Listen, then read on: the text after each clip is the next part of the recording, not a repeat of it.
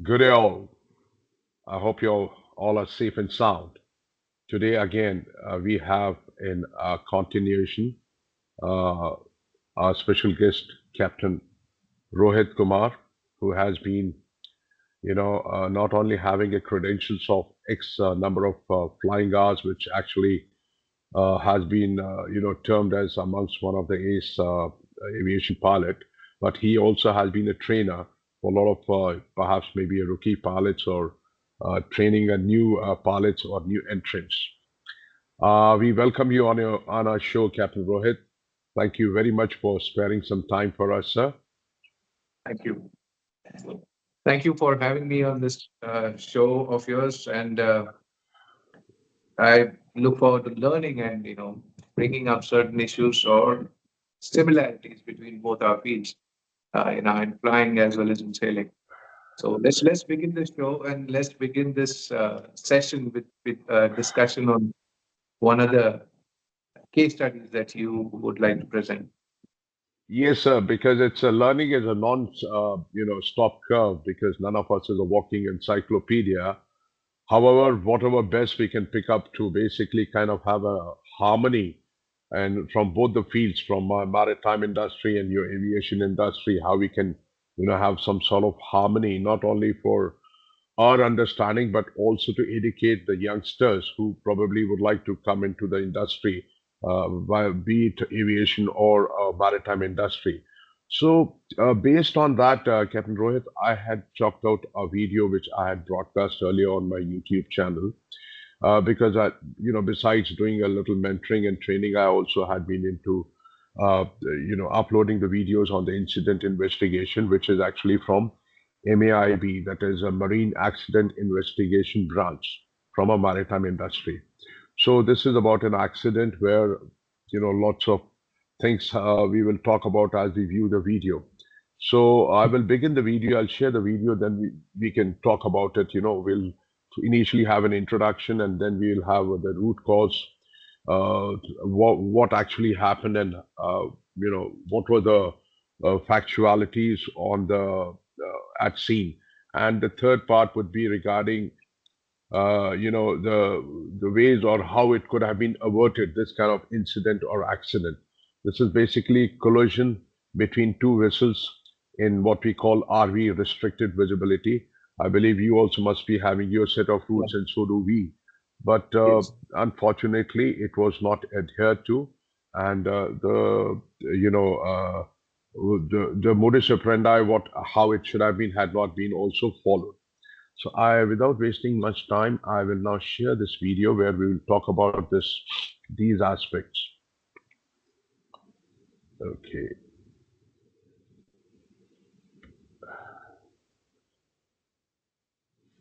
Kevin Royd, you can hear it? Yes. No, is there a video playing? Beg your pardon? I can hear You could you. hear it? Yeah. Okay. Give me a moment. Give me a moment.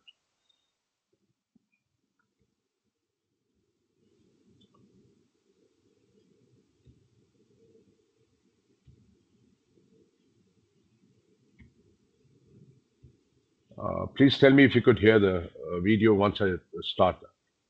Okay. You all to please come back Yes, I can. with your opinions and what do you think about it? Is it helping us any which way? With the lecture number 40, which is the case study, MAIB case study on collision which took place in the Straits of Gibraltar. Kabir Singh आपकी दिल्ली में Sorry for the Hello. advertisement. Sorry for the advertisement. किसने touch किया उसको? तू वहीं रुक, मैं आ रहा हूं.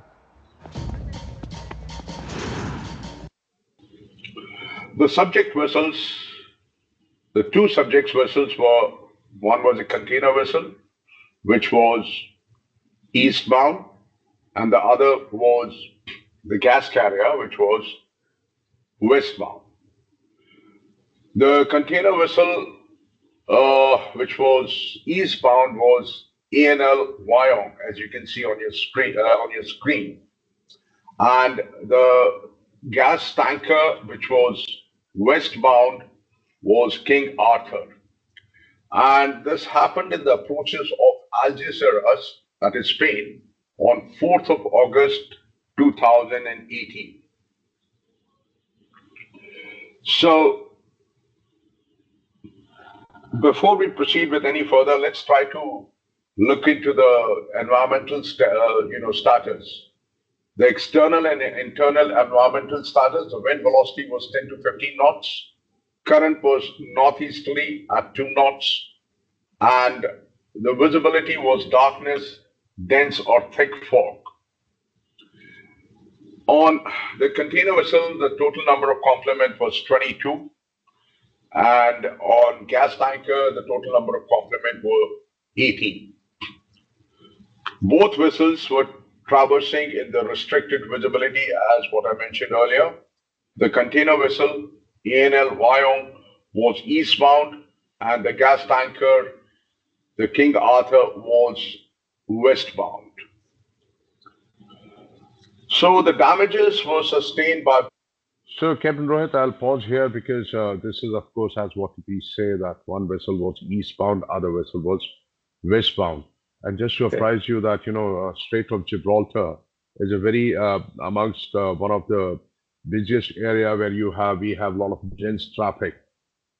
And the thing is that, both the vessels which were approaching, they had been basically instructed by the Port Authority and what we call VTS, Vessel Traffic, System or Vessel Traffic Information System, which actually governs the whole traffic movement. It's something similar what I think ATC also does. Am I right, sir? Right. Okay. So here, under their nose, in the restricted visibility in the busiest waters, when there are so many VTIs which are playing their role, still nothing was done from the Port Authority or the VTI's point of view, and or of course the master or the captain's, overriding authority, or let me put it in a little bit harsh manner, putting it through some common sense to basically, see when you are in such a precarious situation of restricted visibility, and at that point in time you are not, following the basics of the ethics of the profession. That certainly would lead us to somewhere in a disastrous, catastrophic situation. Okay. So I will go now to the second part, which talks about, what actually had been the root cause in this particular case. So then once we finish with that, then we'll talk about it. And I'd like to take your heads up because you also are from a very special, one of the elite professions as far as the aviation industry is concerned. And let's see how we can exchange our views once we try to understand the case study, sir. Sure. Okay, I'm just going to go to the second part, which is about the root cause, what actually had happened, and then we'll see. Was coming from Kulevi, that is Georgia, to Algeciras, Spain, again to a position somewhere here where she was supposed to go and do for the boat transfer for the personal or for provision, whatever it was, the miscellaneous things. And this is the place where the accident took place. This is the place where both the vessels collided. मैं हरे Ram Pandey 35 Sorry for बेटियों का this पिता advertisement. मेरी बेटियां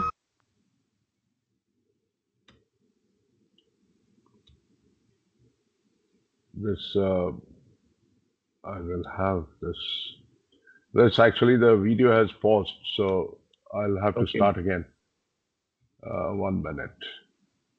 So what I'm saying is that till such time I start resuming the video, this actually had happened that one vessel was coming from Kulevi, which is Georgia. The other one was eastbound.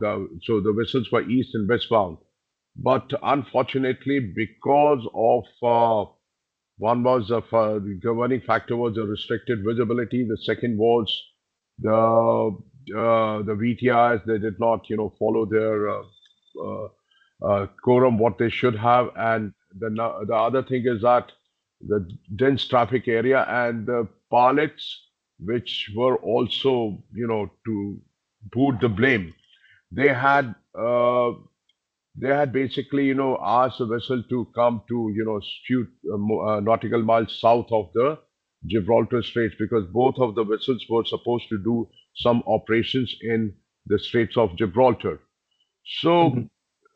at the end of the day, what we are going to talk about in this, what do you call this, root cause analysis, is that when you had enough sea room to basically take the vessel to the safe haven, as far as drifting or stopping the engine or drifting and, staying put till such time you get your further instructions is concerned. It was not done, which I will depict it in the video further as what we see. Uh, I've just, I'm just, can you hear Captain Rohit? Anything from the video? No, I can't hear the. I cannot hear the video. Okay, okay. I'll have to share it. I'll have to share it. Give me a moment.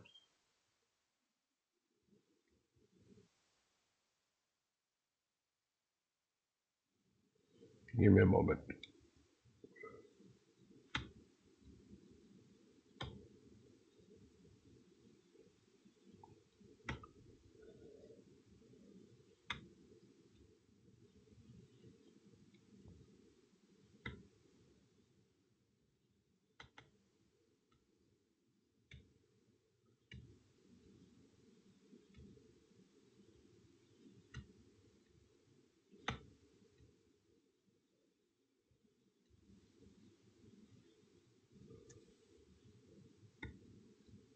Okay, I'll just play. Georgia to Algeciras, Spain. Can you hear it, Captain again, Rohit? To a position somewhere here where she was supposed to go and do the. Could you hear the recording, Captain Rohit? Yeah. Okay, okay, okay. No, For it's the not. boat transfer to for the personnel or for provision, whatever it was, the miscellaneous sites. And this is the place where the accident took place. This is the place where both the vessels collided. The video is not showing. Secret number 2 ये Okay, do okay, not okay. Use P by E ratio. ज्यादातर जब हम market में आते हैं हम C S C F S M B S की बातें सुनते हैं और उनको जो लर्निंग्स दी गई हैं as a text. I will just do one thing to make it easier. I'll come to the just stills. I'll come to the stills and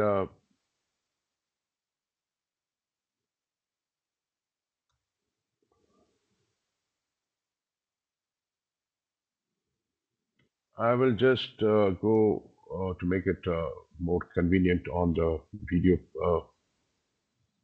the pictorial part. Right. So, Captain Rohit, can you see the picture now? Yes. Yeah, I Okay. can see it. So what had happened that this is the accident area where the accident took place, and this is a Gibraltar VTS, which is this accident has happened just under their nose. So the idea is that a vessel coming from the east, and bound to west, and vessel coming from west bound to east, they were navigating in the restricted visibility area. There are few causes which were apparently, ominous. Were one of them was like they were using more or they were over relying more upon the electronic aids to navigation. That what we call is the AIS, as what has been depicted in this slide. The safety issues directly contributing to the accident that have been addressed or resulted in the recommendations. So to cut down to the crux of the matter, that like both the vessels were over relying upon the AIS, and of course ECDIS we both have from our profession. But using the ARPA, like automatic radar plotting aids, where you get a vector display that the vector display is there, which is showing you the factual, information about the target or the object. That was not taken into consideration. Instead, the electronic aids of navigation was taken into consideration. Hmm. So do you have something similar to, this situation at your end also, Captain Rohit? Yes. So we have something called as a TCAS, which tells us the Okay. position and the altitude of another airplane which is in close proximity, or which Yes. could end up being a threat to us. So that we Okay. have that. Also, one question I had: the VTIs, do they have a radar? Can they see the ships, both the Oh, ships? yes, yes, yes, by all means. Uh-huh. VTIs, they do monitor us on the radar and the movement of the vessels, all the vessels traversing through that area at any point in time. Uh-huh. So were they not aware of these two ships coming in close proximity to each other, or it's difficult to find out? No, there are three VTIs involved in this particular area. One is Uh-huh. Tangier, one is Gibraltar, and there's another one. So what has happened that probably I don't know. I'm just, probably speculating that each one would have thought that this is other VTI's responsibility to warn them because they have their area. Unfortunately, that decorum was not followed or maintained.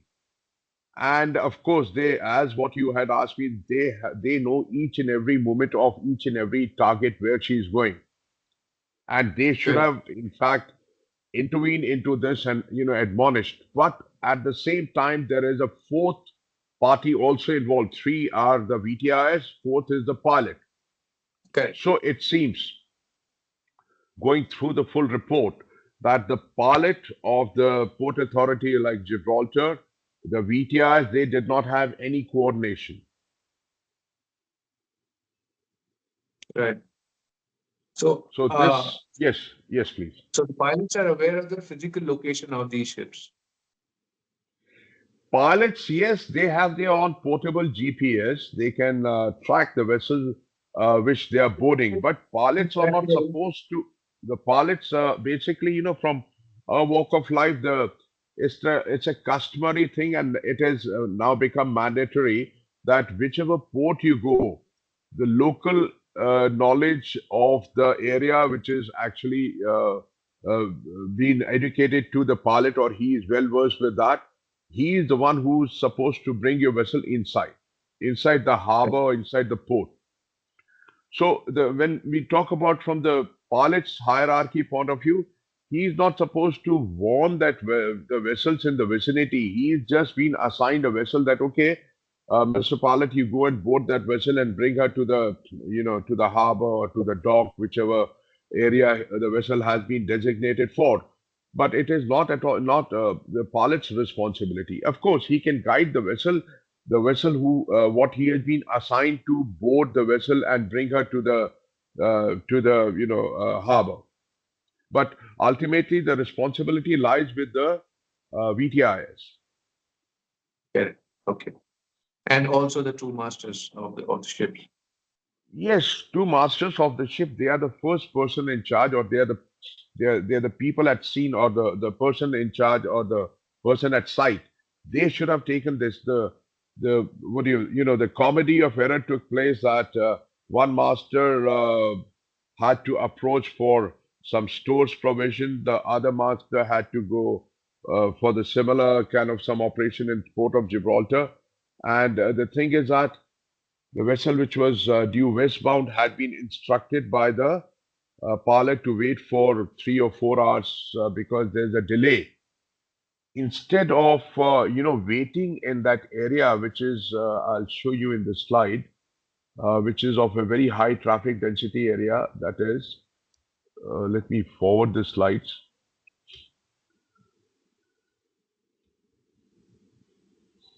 One minute. The master perceived what could have been done, and that is my their word of caution, which was not done. So, what I have shown here, this is the Gibraltar area. You can see my cursor, Captain Rohit, right? Yes. Yeah. Okay, this is where they were supposed to go. One vessel was instructed to, wait over here. Whereas you have the traffic separation scheme which is what you call eastbound and westbound both over here, which actually you can barely see because it's a magenta colored line, if you can see through the video. That is the Mhm. separation zone through which the vessels traverse. Now imagine if, and this is the pilot station of Gibraltar is somewhere approximately here, because I've got a small scale chart over here.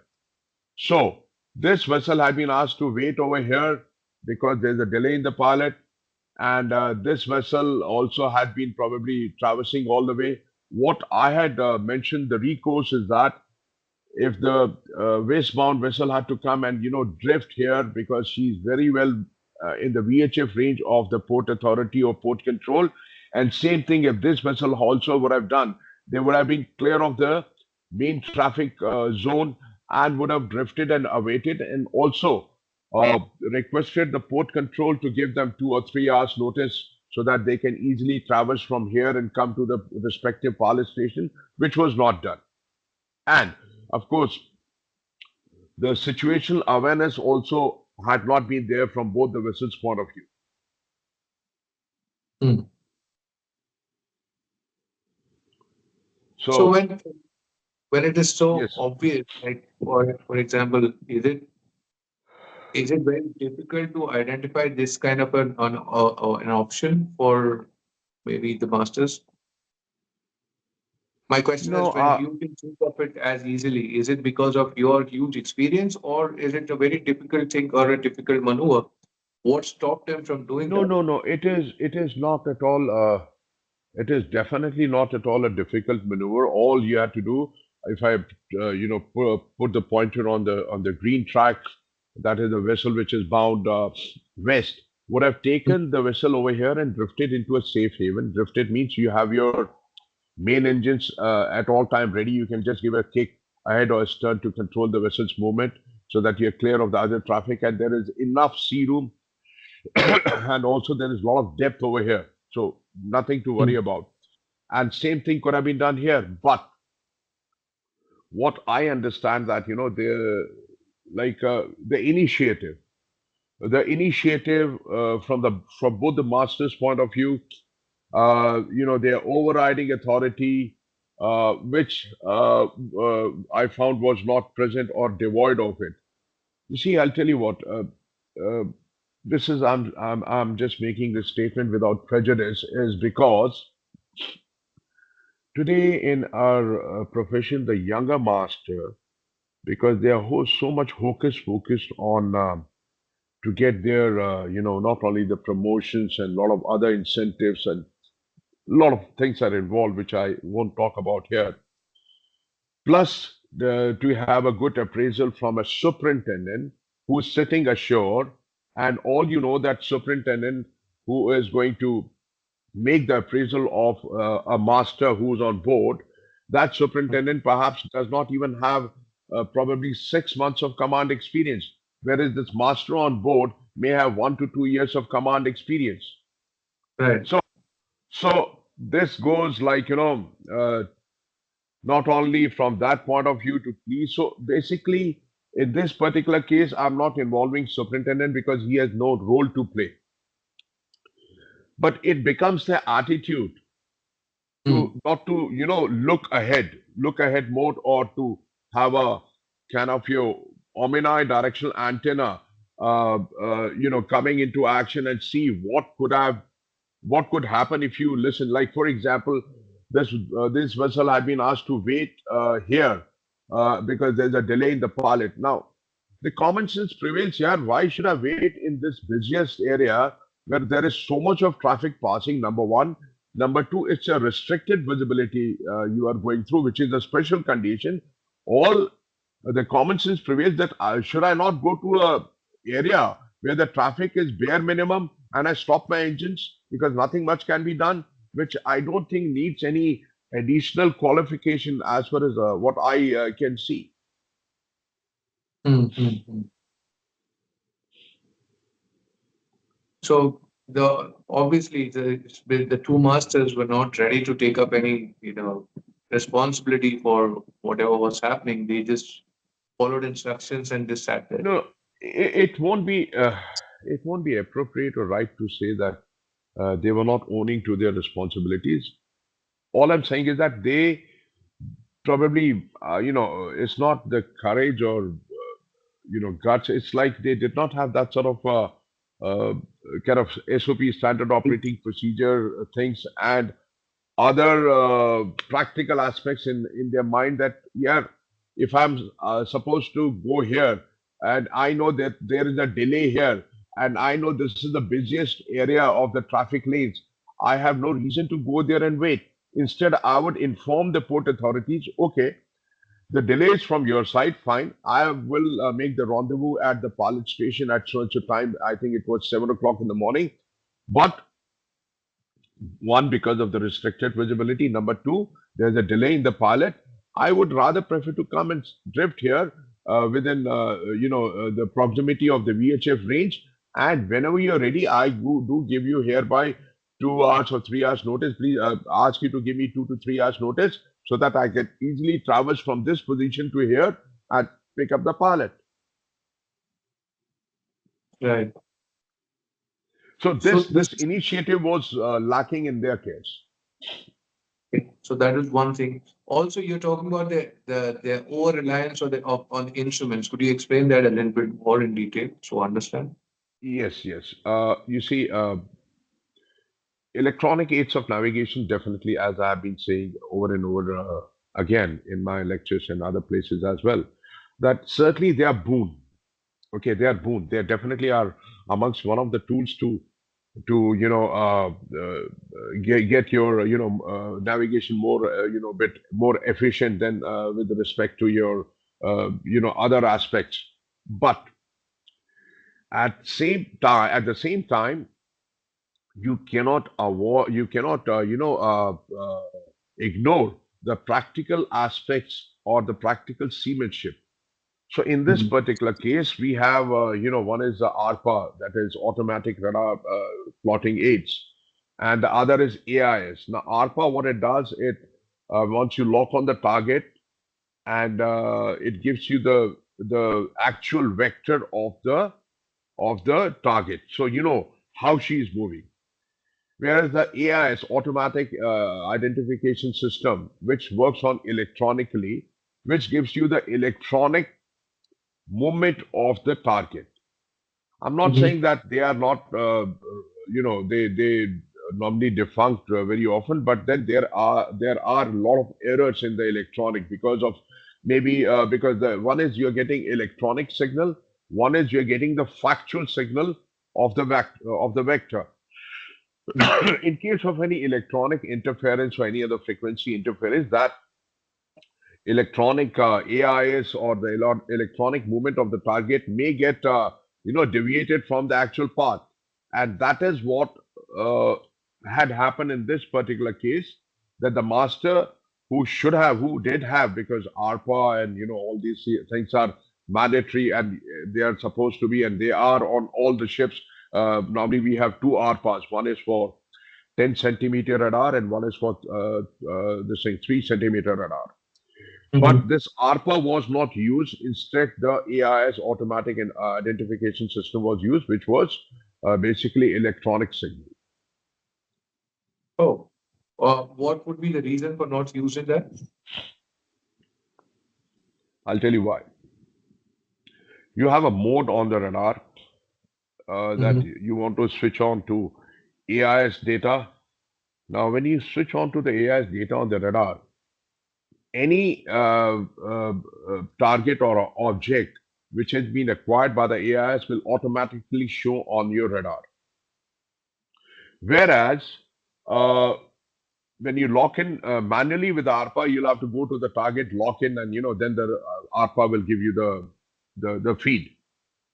So Ah, all I'm saying, the callous or the reckless kind of approach of the master was probably not locking into the ARPA, instead relying upon the AIS, because the AIS will automatically give you the feed on the radar, because the AIS is connected to your radar. So whether you lock it or you don't lock it, the only thing you need to change over to the AIS mode, and you will have all the targets showing on your ARPA.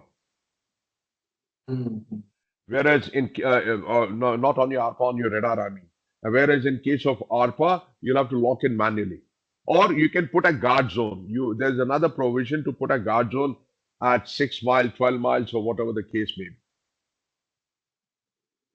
Right. Which is quite surprising, let's say, for a lay person like me to understand when you have an equipment available and which was not simply switched on, and which would have given you a vector of the other ship and telling you, it is going to intersect at some point, which is quite surprising. It certainly is, and that is what it is, and that's what I'm saying when I'm stating that the over reliance upon electronic aids to navigation, that certainly definitely had been a contributing factor as far as this particular accident is concerned. And of course, the master's inefficacy as far as taking the action, as what I've spoken earlier, that to come and drift over here and then wait for the port authority to call you. And if if I look at it from my perspective, I think I did mention during one of our last videos that my main thing would have been that I always adjust. I always used to adjust my ETA for the daylight hours. Suppose Mhm. my ETA is coming at morning 4 o'clock or 3 o'clock in the morning, okay, or 2 o'clock. Right. I would adjust my ETA by adjusting the speed. The reason being, number one, when you go during daylight hours, 7, 8 o'clock in the morning in a clear visibility, number one, it's a as it is a psychological advantage. Number two, Correct. when you wake up the people 7 or 8 o'clock in the morning, they are well rested. True. So True. you have both the advantages. Okay, now for example, let me explain this more explicitly from this case or from both the master's point of view. What happens that all the companies, be it shipping and airline, we all talk about the safety, but not many of them they follow diligently. Why? Because there is a commercial pressure. Now, let's say in this case, because this is what is not mentioned in the report, but I can share it with my little experience, is that probably this vessel had to go and make the ETA at or the master had been flashing ETA as per his noon report, whatever it comes to. If there was a delay of 6, 7 hours, it would have definitely culminated into the ETA amendment for the master, and then the charters which actually have hired the vessel, they are always in a hurry that, Captain, please make your ETA best, or reduce the ETA in case the cargo is not sold. This is from the commercial aspect. So the vessels or the masters are also, because the one is a container vessel. Container vessel is like a liner service. So they are supposed to make their timeline or the ETAs on the spot, which sometimes does not work that way. And the other one was gas carrier. Probably there must have been something about their ETA to the destination, and if the delay had to incur over here, would have definitely reflected into their final ETA. So coming to the in a nutshell, both the masters perhaps also must have been under the purview of the commercial pressure, Correct. Correct. and that is where I believe they should have risen to the occasion. That's what is my understanding. Mhm. Okay. So, it's many times we talk about after an incident, everything seems so obvious. That should have Right, been sir. done like this, and it's why did they choose those options, and it is so when it is so obvious. But at that moment, it might not be obvious to those people involved. Uh, what could you think of reasons for reasons why they would not do all these things? Like you said. I'm sorry, Captain Rohit. I missed out on your question. Can you please repeat it again, please? Yeah, sure. So, in aviation, let's say, for example, so after the incident happens, they come up with these solutions which seem so obvious, but then they are all in hindsight. They might not be, those solutions might not be obvious to those people involved at that point of time. So when we look at, in hindsight, any incident, we have to understand that some of the things might not have been obvious to them, or some there might have been restrictions. So let us chalk down what were those restrictions, so that in future we understand what are those restrictions and how to deal with them.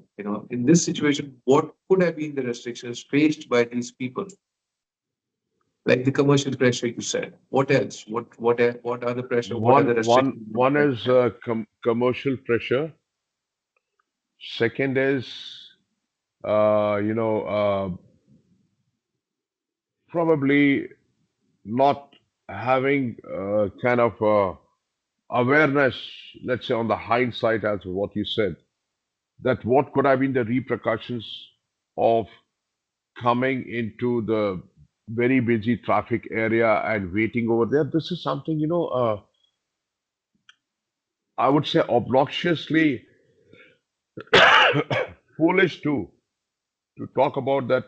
I would want to wait in an area like, for example, if I'm crossing the road and while during crossing the road, I just stand there in the middle of the traffic area. I'm supposed to get hit, and that's Correct. exactly what was done by both the masters. True. If you're crossing a road, you cross the road. When you're crossing the road, you see that okay, there is no traffic coming from the respective side. It's good. But when you're trying to cross the road when the traffic is going full speed, or you come into the main traffic area and then you stop, definitely you're asking for trouble here. Mm. Instead, you wait till such time you find the traffic is clear and then you cross the road. And in this Correct. case, you do the same thing. You wait in the area where there is no traffic, so nobody comes and bangs you. And once Correct. you have your call done, then you have your traffic separation scheme or zone to follow, where you will be aligning yourself in the traffic lane and going with the traffic, so you're clear. So Mm. commercial pressure, yes, I can understand, but at the same time not having the awareness that what are you doing. And when you have an alternative to go and drift in one area which is free of all these hindrances, you still go and wait into the main traffic zone. I don't see the reason. And yes, uh, as I say, the ounce of this thing fault also lies with the pilot and port authority, because pilot tells him that okay, captain, you wait for 4 nautical miles down south of the pilot station or Gibraltar Europa point, and your turn, we'll call you. Now, the master did not take that initiative, saying, okay, Mr. Pilot, how much is the delay? Suppose if he had to say 4 hours or something, it's foolish to Mm. wait there for 4 hours. What he would have said, Correct. okay, if it is 3, 4 hours, I'm going to go and stop here, stop the vessel here, drift in this area where I'm in the VHF contact, and you can call me whenever you're ready. I will take 2, 3 hours to traverse through this area to the rendezvous position. Correct. Mm. That's what it was. True. And the restricted visibility was also the concern in this case. Yes, restricted zero visibility, that has been the main concern. And we have a set of rules also, like you must be having similar, that in restricted visibility, there are a lot of other, you have to, it's like you heighten up your navigation. One is, Absolutely.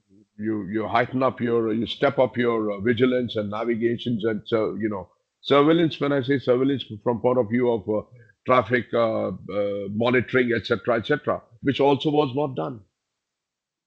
Mhm. So high density traffic, restricted visibility, and commercial pressure. When I go through the report, over and over again, this is something which actually every master has to go through, commercial pressure. But then, how do you, prioritize your liabilities? That which one you should do first? if you are getting succumbed under the commercial pressure, definitely you will do something which you're not supposed to do. But when we talk about the safety of navigation, why did I describe in this particular video? Of course, it had some reference that, there are 20 crew on board on one ship and 25 people on other ship, because safety of life, this is what it talks about. That Mm. your prime responsibility is safety of life at sea. Correct.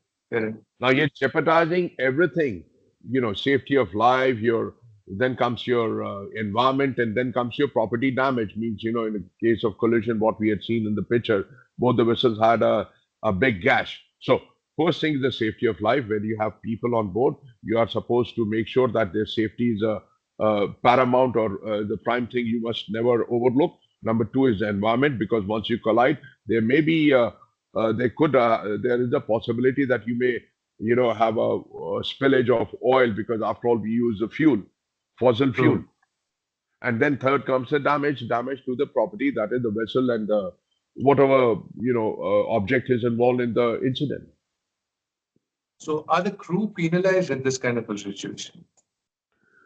No, in this particular case, both the masters and the officer on watch, like you, when you fly, you have your first officer, second officer. In our case, we have master, mate. Mate means first officer, second officer, third officer. Whosoever is the person in charge, along with the master, will be penalized. And then other thing is that in the restricted visibility, you are supposed to double up your watch and sound your signals. We have signals for that, each and every vessels, to show that basically to identify that what type of vessel is this. So would it be appropriate to say these threats which were there, that's high density traffic with low visibility and the delay which was expected, these threats were not identified, and they did not have a plan for it? Yes, all these things what we do normally, what I'm saying, what is done as per the our standard operating procedures, that when we make a passage, we call for all the officers, navigating officers, and we also call for chief engineer and the second engineer, or the number two in command from the engine side, and we discuss the passage plan in depth. That okay, in case of this happens, then what will be our recourse? What will we do? Like, kind of emergency contingency plan, or plan B in case this doesn't work out, or in case, suppose you're traversing in a high traffic density area, and suppose you encounter main engine failure, then what would you do? Like, you are supposed to mark the emergency contingency anchorage, that okay, you will have anchorage depths over here, so you go try to maneuver there, and try to drop the hook, and then then go for the main engine repairs, etc. So this is one of a part of the emergency contingency plan, which are all taken care of the detailed passage planning, which perhaps might have been done or might have not been done. That I cannot state, because this is done prior to commencement of the passage. Wow. So there's so much in place. So it's surprising then when we end up in a situation like this. So many procedures. Yeah, this is something, actually, you see, this report out of which I made the video is something what I was presented by the MAIB. Okay, what was behind the doors, or across the fence, I actually do not know. I'm just trying to interpret or read between the lines as what has been presented to me. But yes, Right. looking at the background and the like where I'm coming from, my walk of life, yes, I can foresee some things, that why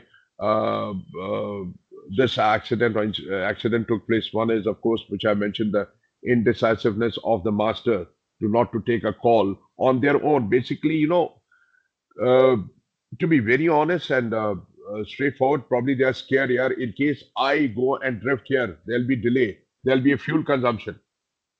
You see, there'll be extra fuel consumption. Who will boot? Charter is going to kill me here. But then you have to have that grit to take the bull by horns. Correct. Correct.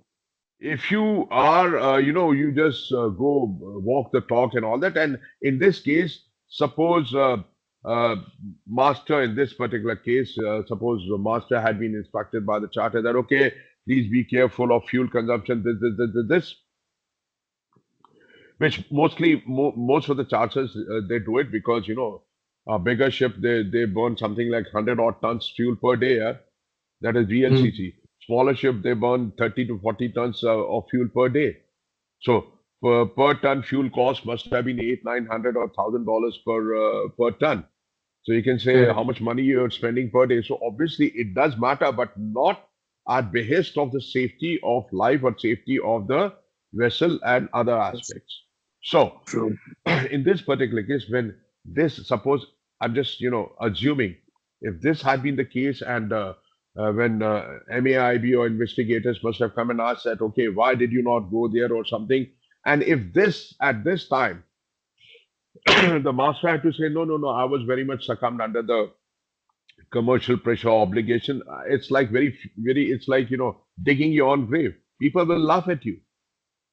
They'll say, Mm. you found that getting succumbed under the charter's pressure is more lucrative instead of taking the vessel to safe haven.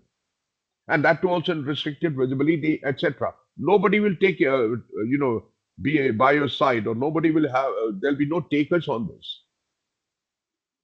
Correct. Correct. So, what would be the take on this to new low experienced master who would end up in a situation like this? What would you suggest should be the steps they follow? This is something, very difficult to say, but yes, I would have my little piece of advice is that do what you find is right. You see, idea is that suppose, let's take this, because most of our new masters, they're very much scared of losing their job. Because if you don't follow your superintendent, marine superintendent, or the charter's instruction, he'll say, okay, yeah, remove this master. Fine, you'll go home, but you'll be still safe and sound with your family. That is case number one. Mm. Number two, if you just be always, a yes man or yes baby at all times, nobody is going to come and indemnify you. So my piece of advice is that do what you think is right. Yes, there may be chances that you may lose your job, but then you can always get another job here. There's no dearth of Mm. jobs. If you have done the thing right and your conscience supports you with your mind coordination, then I think you've done the right thing. True. I'll share Um, one small thing that I was there in the Philippines on a, we have disconnectable FIFSO, FPSO, that is floating production storage offtake. So, storms used to come from Pacific to this Philippines area that is south of Taiwan. There's a place named Palawan Island, under the main island of Philippines. So we had the weather radars to monitor the storm, 300, 400 nautical miles, something. And what happens that to disconnect the vessel, because you have a chain, you have umbilical, because we extract with that vessel the oil from the seabed.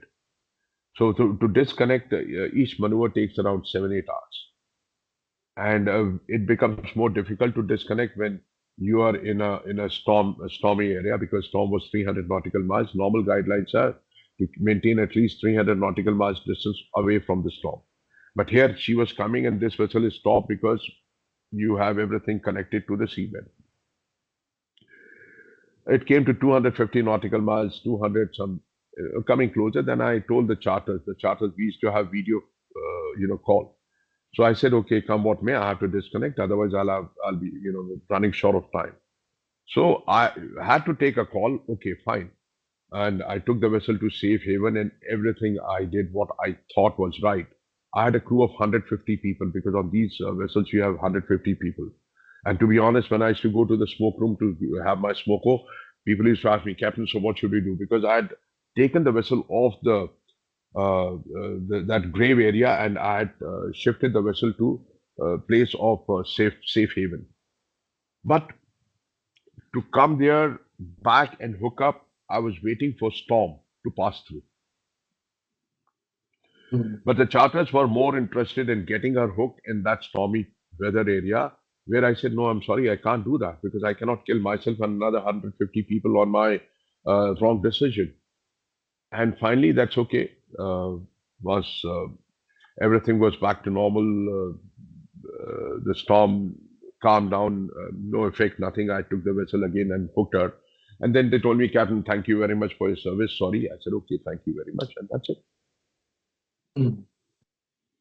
So it's not that when I'm talking about is I'm talking about from some hypothesis. I have always taken loads of my overriding decisions. Okay, I've had to put the repercussions or the result of it, but I'm still happy that at least what I did was happy, because if I had to take the same vessel to the same location, which was the charters, where you have all satellite this thing video calls, and they were after my blood every now and then. But my decision was, sorry, I'm sorry, I can't do that. And of course, politely, humbly, I declined all their requests. Finally, I knew what was coming my way. But instead of doing that, if I had to do exactly what the charters would have asked me, I don't know whether I would have been still talking to you or not. Correct. So that is So what that it is. so that leadership is required. Leadership and your decision making. You must be crystal clear of your decision making. That's what I believe in. So this would be my advice, that okay, your decision making for a righteous cause, you should not step back. Right. That's what I think. So, Captain Rohit, how about you? Would you like to also tell us something about yourself?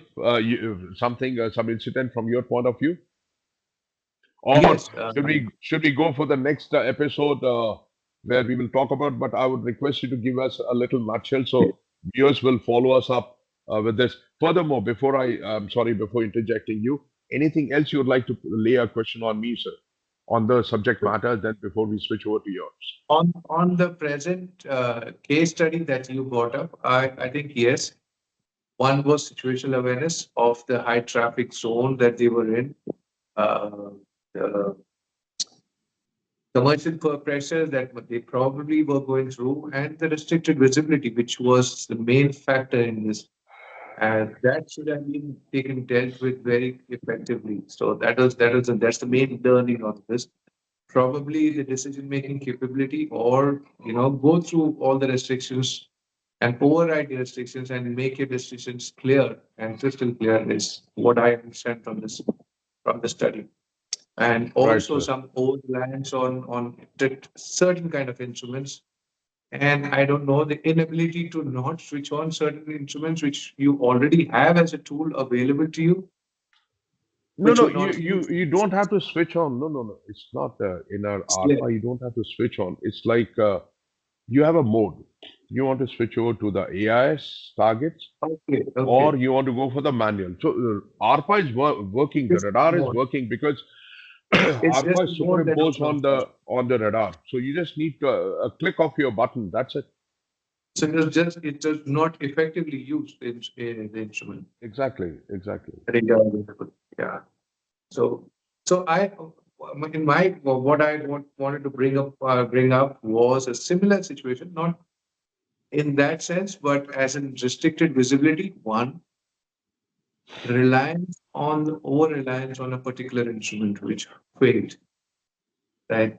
We will talk about it in the next session. So, but for an outsider, an observer, let's say this airplane took off from Mumbai to Dubai. It is 747. So Okay. usually it takes off the coast of Mumbai.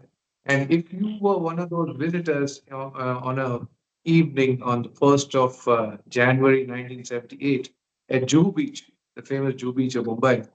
So if you're standing there and looking at this airplane taking off from the airport, you'd have seen that the airplane has taken off just about 200-300 feet, and then they turn. Normally, what they do, they turn towards the right. Must have been. So the aircraft would have turned to the right, and then Right, we call for some starboard reason, like, yeah. for Okay, some okay. reason, then the airplane again starts turning to the left to the port, and it's a huge bank. It's not just like 20, 30 degrees. It's almost about 110 degrees bank, 110 and degrees. the That's quite a airplane bit. Quite a bit. and the nose drops, and the airplane just goes into the sea and scatters into a million pieces. This would have been the sight of what an observer would have seen if he or she was on that day at Jew Beach on the 1st of January 1978. Uh, Right, sir. in the next session, we will talk more about it, really what happened, because it's unbelievable. For the observer, you would be wondering what happened. Did the engine fail? Was there a blast or something drastic happened? Because nothing looked like that, from the outside. So it was really amazing and surprising even for the investigators to see and to have a situation like this. About I think 223 people died in Oh my uh, God. that, that crash. 223. Yeah. So Must have been a big, very big calamity. Yeah. it was at that point it was a big thing, and I mean it still is with the number of fatalities that were involved. Uh, it shook aviation, and everybody was wondering, and as a country, we were wondering. And the 747 was you would display that as your possession, and Okay. that crash. That is what happened. So we will talk about it in the next session. Right. Right, sir. To We see will what be exactly looking happened. forward to hear from you in detail. We would like to learn about this particular incident which happened on 1st of January 1978, where 223 souls were lost, and we certainly would look forward to hear from you in the follow-up episode in a detailed thing. This is, besides a viewer, I'm also equally inquisitive to know actually how does it work and what actually happened and what perhaps could have been done to avert a situation like this, and a learning curve for your follow-up for the newcomers in the aviation industry. Yes. Once We'll again, see you thank next you time. very much, sir. Thank you so much for sparing some time, and we will see you soon with your particular incident. So you will be the narrator, and I would love to hear each and everything and all the details from you, sir. Thank you so much. Thank you for all the learning that I had from today's session. I'm sure it'll be Yes. fruitful to our viewers as well. Thank you. Yes, sir. Likewise. Thank you so much. Good day. Bye Bye. bye. Jai Hind. Jai Bharat. Jai Hind. Thank you, sir. Thank you.